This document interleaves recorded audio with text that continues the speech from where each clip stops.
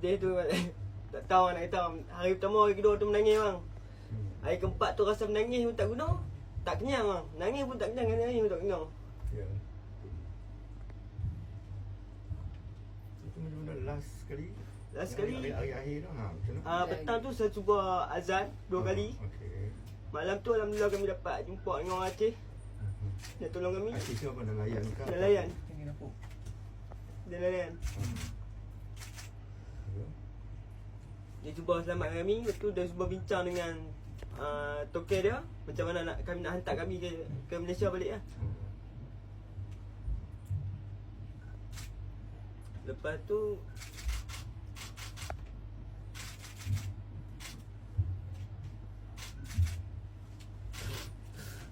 ada bantuan daripada Mirin. Dan ambil kami sampai ke Malaysia.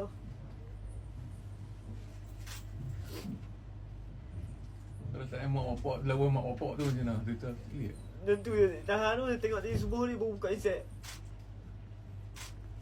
Maksudnya handset memang tak boleh guna tu dah. Handset bateri. Wah. Tu saya tak dapat info apa. Tadi saya pecah hari. Saya buka je dari subuh ni. Banyak mesej masuk semua lah. Tapi bila dah nampak Marine Mai apa semua tu, perasaan tu Saya rasa tahu nak balik.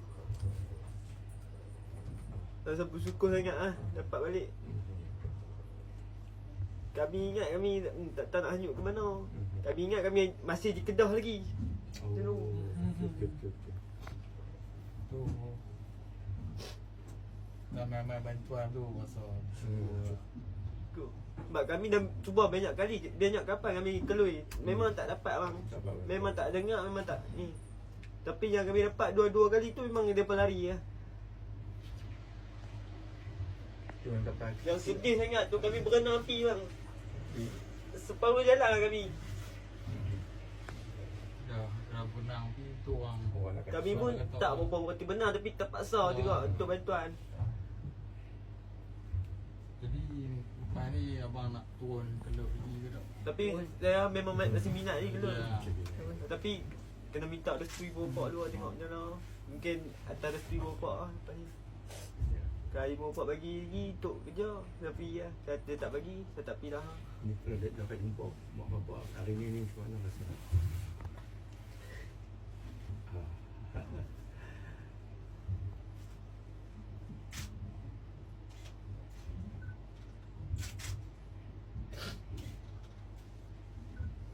Tak nak abang je lah. Memang salah saya teruk lah ya.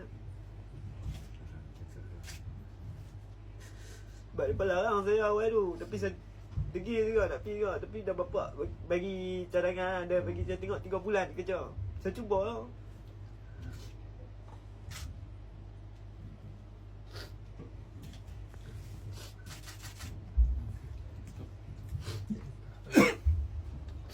Last orang nak tanya abang. Saya tahu.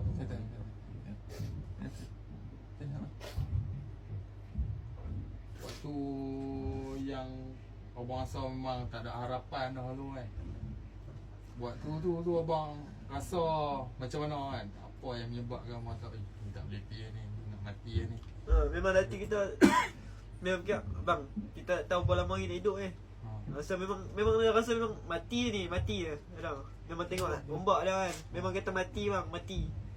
Kami cuba buang pukat setengah bagi ringan balik sampan kan.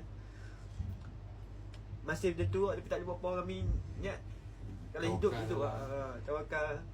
Kalau boleh sampai ke darat, kami nak minta tolong orang darat. Tapi kami tak sedar time tu dekat mana. Yalah. Nanti lah tu lep lah. Lepas abang nak last soalan abang. Okey, abang nak terima kasih lah tu. Terima kasih yang Merti selamatkan abang. Kepada Metin, Wajib dengan doa ibu bapa saya sekali ya. Dengan Allah SWT. Dengan Allah.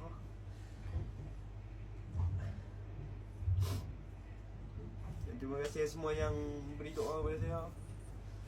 Yang tolong kami.